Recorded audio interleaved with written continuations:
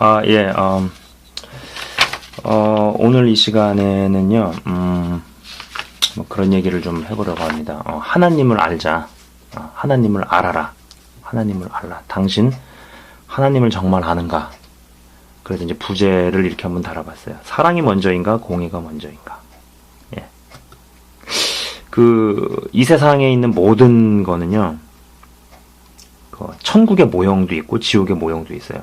그 얘기 뭐냐면은 이 세상에서 우리가 경험하는 모든 것들, 그죠? 그런 것들은 천국의 모형도 있고 지옥의 모형도 있습니다. 그죠? 이것들이 지금 공존하는 세상에서 우리가 살고 있잖아요. 그죠?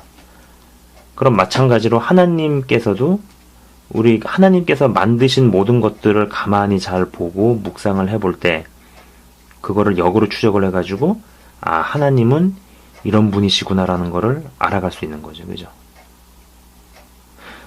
사람이 무엇을 만들면 그 만든 물건을 보고 그 사람을 알 수 있잖아요. 그죠? 예를 들어서 어떤 사람이 조각가다. 그럼 그 사람이 만든 조각품을 보면서 그 사람이 조각가가 어떤 사람이구나라는 걸 알 수 있죠. 그 사람이 뭐 음악가다. 작곡한 노래를 들어보면은 이 사람이 어떤 사람이구나. 왜냐면은 영은 흐르기 때문이죠. 그죠? 마찬가지로 하나님께서 하나님에 대해서 알 수 있는 그런 장치들이나 이런 것들을 많이 주셨단 말이에요. 그죠? 자, 그 중에서 어떤 것을 보면서 이제 얘기를 해보고 싶냐면 이제 관계거든요. 자, 이 세상에서 우리가 경험하는 관계는요, 결국은 둘 중에 하나로 나눠진다라는 게 저의 생각입니다. 네. 관계. 편한 관계가 있고, 불편한 관계가 있죠.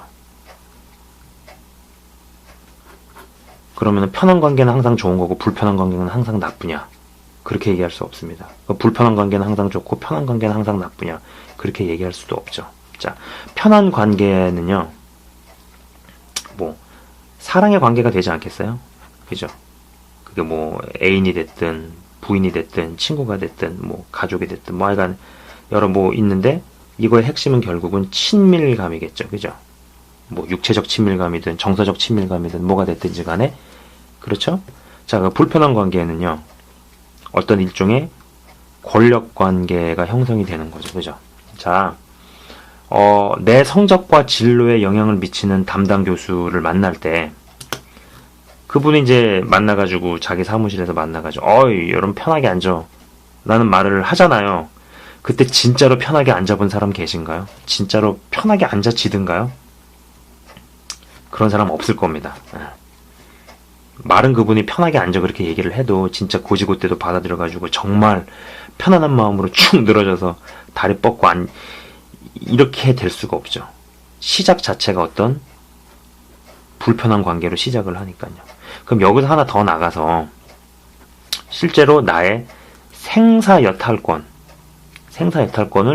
쥐고 있는 사람을 만난다라고 치는 거예요. 이 생사여탈권이 그 사람 말 한마디에 내가 살거나 죽을 수 있는 것을, 살거나 죽는 것을 결정하게 되는 사람을 만난다라고 가정을 해보시는 거예요. 이거보단 더 센 거죠. 훨씬 센 거죠. 그죠? 근데 그 사람이 그러는 거예요. 편하게 앉으세요. 라고 얘기를 한단 말이에요. 그러면 정말 편하게 앉을 수 있을까요? 만약에 이 영상을 보시는 분 중에 저는요, 난 그럴 수 있어요 라고 얘기를 한다면요, 저는 단언하고 말씀드릴 수 있어요.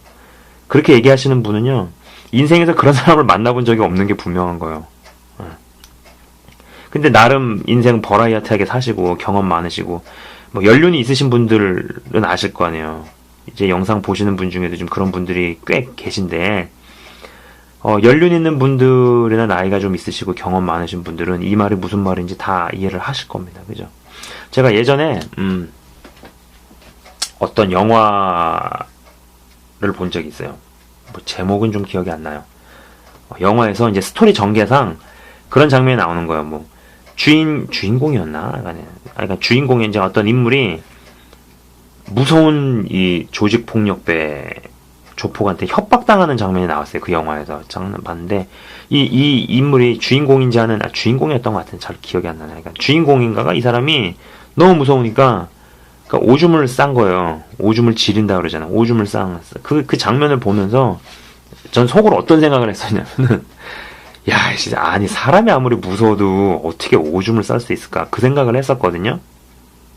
근데 이런 생각을 했었는데 이 생각이 언제 바뀌었냐면 이제 군대에 가가지고 어떤 훈련병을 이렇게 딱 본 적이 있어요. 봤는데 이제 그 훈련병을 보는 순간에 갑자기 그게 이해가 된 거예요. 아, 사람이 정말 무서우면은 오줌을 쌀 수 있겠구나라는 생각을 해본 적이 있어요. 아직도 그게 기억이 나요. 한 번 잠깐 본 게 전부예요. 얘기도 안 해봤어요. 근데 그 강렬했던 분위기랑 그 어떤 아우라? 분위기? 그걸 뭐 포스라 그러나요? 네, 포스. 네. 잊을 수가 없어요. 잊혀지지가 않아요. 그걸 보면서 야, 이거 영화 시나리오를 쓰는 애들이 뭘 알고 쓰는구나라는 생각을 했었어요. 네. 영화 시나리오가 장난이 아니구나. 그냥 이렇게 멀찍이서 보기만 했는데 굉장히 어떤 무시무시한 어떤 그런 분위기가 이해가 됐다라는 거죠. 그죠? 아마 모르긴 몰라도 그 군대에서 봤던 그 친구는 아마 우리가 생각을 하는 그런 범위를 넘어서서 어떤 끔찍한 일이나 끔찍한 짓에 연관되어 있을 거라는 것이 저의 추론입니다. 네. 군대에서 그런 사람들을 좀 이렇게 봤던 기억이 나요. 근데 그런 것도 있고 또 아니면은 최고 권력자라든지 아니면 진짜 내 목숨을 죽이고 살릴 수 있는 생사 여탈권을 쥐고 있는 사람이라든지 이런 사람을 만나보게 되면은 이 관계가 이해가 되는 거죠. 그죠? 근데 여기서 훨씬 더 나아가서 하나님을 만난다고 한번 생각을 해보세요. 하나님을 만날 때 과연 이런 관계는 없나요? 이런 관계는 성립이 안 되고 무조건 좋고 신나고 기쁘고 사랑만 가득하리라 생각하십니까? 여러분 어떻게 생각하시는지 한번 궁금합니다. 자, 보세요. 하나님의 임재가 일어난단 말이에요. 구약을 가만 보면은요. 그죠? 여기가 이제 뭐 그 제사를 드리는 장소잖아요. 그죠? 여기 이제 물두덩이가 있고 여기 이제 성막이 있고 뭐 이스라엘 백성들이 이제 와가지고 절기에 맞춰서 뭐 예배를 드리고 뭐 하잖아요. 그죠? 그 구약의 제사 지낼 때 뭐 디테일한 얘기는 안 할게요. 근데 하나님의 이제 임재가 일어나면은요. 아마 이 뜰 안에 이제 와 있는 사람들은 기뻐하고 감격을 하면서 하나님을 찬양할지 모르지만 정작 이 지성소에서 정말 하나님의 임재를 경험하는 정말 발목에 방울 차고 들어간 대제사장도 과연 그럴 수 있었을까요? 네. 죄가 드러나게 되면은 현장에서 즉사를 했잖아요. 대제사장들이. 그죠? 그래서 이 사람이 살았는지 죽었는지 모르기 때문에 딸랑거리는 방울 소리가 없으면 죽은 걸로 생각하고 이 사람을 끌어서 끄집어냈죠. 네. 뜰 안에 있는 많은 사람들은 하나님의 임재를 보면서 기뻐하고 즐거워하고 감격을 할지 몰라도 정작 이 안에 들어가서 진짜 하나님의 임재를 경험을 해야 되는 대제사장은 기쁘고 감격스럽지가 않죠. 왜냐면은 한 방에 자기 목숨이 날아갈 수 있기 때문이죠. 자, 하나님이 여기 계십니다. 그죠? 하나님의 속성은 공의가 먼저 둘러싸고 있는 거죠. 그 다음에 사랑이 둘러싸고 있는 거죠. 하나님을 정말 제대로 믿고 섬긴다. 네. 섬기고 따르는 사람들 중에서도요, 예배의 감격 속에서 간혹 진짜 정말 어쩌다가 그런 경험들을 하기는 해요. 예를 들면 그런 거. 손가락 하나만 움직여도 진짜 죽을 것 같은, 숨도 쉬기 어려울 것 같은 경험을 합니다. 이런 경험은요, 제가 볼 때는 평생에 5번 미만 경험해도 많이 경험하는 거예요. 마치 뭐랑 똑같냐면 대다수의 이스라엘 백성 대 한 명의 대제사장, 숫자 비율 차이가 나잖아요. 그죠? 숫자 비율에서도 확연한 차이가 있듯이 숱하게 드리는 예배들 중에서도 진짜 손가락 하나 움직이기만 해도 죽을 것 같은 경험을 하는 게 많지 않아요. 근데 그럴 때 그런 생각이 드는 거죠. 야, 이게 분명히 하나님의 임재가 맞는데 왜 이렇게 죽을 것 같지? 왜 이리 두렵지? 눈도 까딱 못할 것 같고. 와, 그러다가 문득 번개같이 이제 머릿속을 헤집고 드는 생각이 그거죠. 아, 이사야가 본 게 바로 이거구나. 예. 하나님의 영광을 경험을 하면은요, 누가 뭐라고 얘기를 안 해도요, 그 생각이 저절로 드는 거예요. 나는 죽어 마땅한 놈이고, 내 입술은 저주받은 입술이고, 내 인생은 답이 안 나오고, 그런 고백이 절로 나오게 되어 있어요. 그러니까 좀 믿는 분들 중에 그런 얘기 하잖아요. 무언가를 보면서 봤는데 너무 황홀하고 하나님 사랑 어쩌고 너무 좋았고 이런 얘기만 쭉 하시는 분들의 얘기를 들을 때 저는 속으로 진짜 이런 생각을 하죠. 그거 좀 조심하시는 게 좋아요. 그러다가 사단한테 낚일 수 있어요. 저는 이렇게 속으로 이렇게 생각을 합니다. 물론 그분이 받아들일 그게 되면은 이런 얘기도 해주겠죠. 그러나 대부분은 얘기를 안 하고 그냥 듣고 말죠. 자, 그러면은 과연 무엇이 먼저냐? 자, 보세요. 공의가 먼저라고 저는 봅니다. 여호수아에게 하나님께서 먼저 말씀하신 얘기인 그거죠. 네 신을 벗으라. 네. 이죠. 그분에게는 거룩함이 먼저다 이거죠. 거룩함. 하나님의 보좌를 본 이사야는 그렇게 좋아하기만 한 게 아니었죠. 좋아할 수가 없었죠. 자기를 보니까는 답이 안 나오는 인생이었잖아요. 그죠? 여러분이 자주 부르시는 또 들어보셨던 그 가스펠송 중에 당신은 사랑받기 위해 태어난 사람? 이런 노래가 있어요. 그죠? 아실 거예요. 당신은 사랑받기 위해 태어난 사람. 근데 우리가 한번 냉정하게 생각을 해보자는 거죠. 우리가 진짜 사랑받기 위해 태어났나요? 네? 저는 심판받기 위해 태어났다라고 보는 게 먼저라고 봅니다. 그게 순서라고 봅니다. 다시 얘기해가지고 지옥 가기 위해 태어난 거죠. 솔직히. 그죠?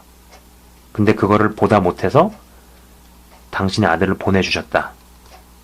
이렇게 보는 게 맞는 거잖아요. 그죠? 근데 이 얘기를 안 하는 거죠. 이 얘기를 건너뛰고 사랑 얘기만 하니까 어느 시점에 가서 죄와 회개와 심판과 지옥에 대한 설교가 자취를 감춰버렸죠. 예. 저는 진짜 궁금합니다.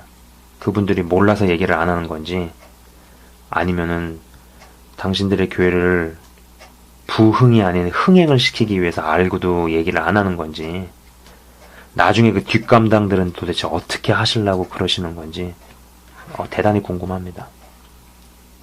자, 기도를 볼 때도 이 시각이 존재를 하죠. 사랑의 섹터에서 보면은 하나님은 우리의 아픔을 이해하시고 그래 너 힘드니 그래 너 외롭니 내가 함께하마 너를 내가 돕고 사랑하고 이런 쪽으로 해석이 되죠. 근데 이 공의 섹터로 기도를 보잖아요. 하나님 저 힘들어요 외로워요 그래 나는 너랑 영원히 살기 위해서 내 아들 예수를 못 박았다 십자가에 못 박았다 이렇게 말씀하시죠. 하나님 저 이번 문제 해결해 주시면은 어쩌죠. 나는 너랑 영원히 살기 위해서 내 아들 예수를 십자가에 못 박았다 이렇게 말씀하시죠. 하나님 내 아들이 아프고 병이 있으면 나는 너랑 영원히 살기 위해서 내 아들 예수를 십자가에 못 박았다. 여러분 한번 더 질문을 던져보세요. 나름대로. 예. 답변은 어차피 하나밖에 없어요. 예. 돌아오는 답변은 딱 하나밖에 없다니까요. 나는 너랑 영원히 살기 위해서 내 아들 예수 십자가에 못 박았다. 예. 이게 진짜 속마음일 가능성이 큽니다. 왜냐? 이 속성대로라면 하나님의 큰 대원리는요. 보이지 않는 곳에서 보이는 곳으로 작은 것에서 큰 것으로 주변에서 먼 곳으로 그죠? 굉장히 큰 틀이잖아요. 그죠? 하나님의 먼저 속성은 공의 그 그 다음에 사랑으로 나가는 거죠. 많은 사람들이 여기만 와요. 여기만 경험을 하고 여기만 생각을 해요. 그러나 진짜 이쪽까지 들어가는 사람은 굉장히 드뭅니다. 그래서 정말 하나님을 사랑하고 따르는 사람들 중에서도 평생에 걸쳐서 예배를 드릴 때 이쪽 섹터까지 들어가는 사람은 거의 없어요. 아까 말씀드린 것처럼 평생에 5번 미만 경험해도 굉장히 많이 경험하는 거예요. 그때는요, 숨조차 쉬기 힘들고 손가락 하나 움직이면 죽을 것 같고 그런 기분을 느끼게 되어 있어요. 그럼 그 얘기 뭐냐면은 항상 황홀경에 대해서만 얘기하고 환상과 어떤 뭐 계시에 대해서 얘기를 하는데 뭐 황홀경만 얘기하고 좋고 사랑 이런 얘기만 하시는 거는 굉장히 위험할 수 있다는 얘기죠. 사단한테 낚이기 딱 좋다는 얘기죠. 그죠? 이쪽 섹트에서 기도를 보면 다 그 말씀이에요. 예. 너 힘드니? 나는 너랑 영원히 같이 하려고 내 아들 예수 못 박았어. 너 외롭니? 그래. 나는 너랑 영원히 같이 하려고 내 아들 예수 못 박았어. 그죠? 이쪽 섹터를 빼먹고 이쪽으로 가니까 문제죠. 그죠? 공의적인 부분을 뚜렷하게 세우고 확립을 시킨 다음에 사랑을 확장해 나가고 사랑을 확실히 세우면 이 순서를 제대로 형성시키면은요, 저는 단언하고 말씀을 드릴 수 있습니다. 슬피 울며 이를 갈미 있으리라라는 성경 구절이 있어요. 아시죠? 그죠? 예. 슬피 울며 이를 갈미 있으리라라는 말이 맞아떨어진 사람들은요, 그 사람들은 당장 죽어도 천국을 갈 거라고 확신했던 사람들이었어요. 그죠? 그러나 슬피 울며 이를 갈미 있으리라의 말씀에 처하게 된 거죠. 만약에 이 순서를 확실하게 확립시키고 가시는 분들은요, 제가 단언하고 말씀드릴 수 있는데 슬피 울며 이를 갈미 있으리라는 그 말씀은요, 여러분하고는 아무 상관이 없게 됩니다. 하나님을 정말로 사랑한다면은요, 아니면 정말로 사랑하고 싶다면은요, 그럴수록 공의의 섹터를 깊이 이해하시기 바랍니다. 또 혹자제가 이렇게 얘기를 하면 또 그렇게 논쟁하자고 뭐 딴지 거시는 분이 있을 수도 있다고 봐요. 하나님은 사랑이시라 이 말씀은 뭐냐. 저는 근데 그런 논쟁하고 싶지 않아요. 그런 논쟁 그거는 그따위 논쟁하자고 예. 그죠? 제 방송 보시는 분들은 이 부분을 확실하게 세우시고, 그렇다 그래가지고 제가 그럼 이 사람 뭐 율법주의자 되란 소리냐, 리걸리스틱으로 가란 소리냐. 제가 지금 그 얘기를 하고 있는 게 아니라는 걸 여러분 아셨으면 합니다. 아시겠죠? 그래서 하나님을 여러분이 진짜로 알아가시는 사람 되셨으면 합니다.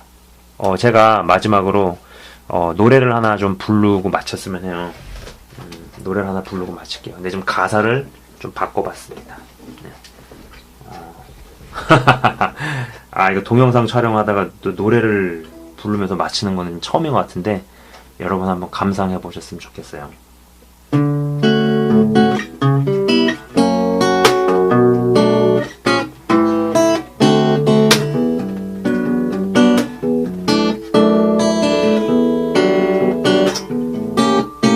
당신은 심판받기 위해 태어난 사람, 그러나 하나님께서 살 길을 예비하셨네.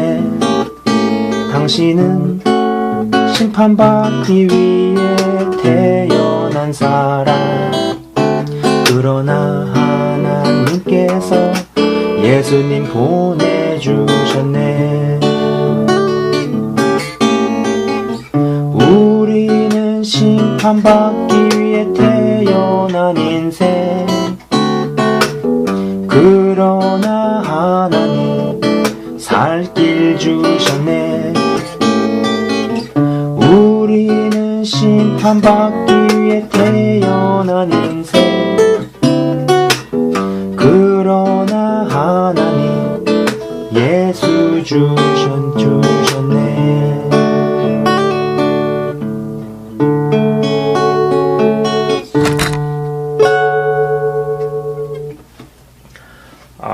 이상으로 비디오를 마치겠습니다. 시청해주셔서 감사합니다.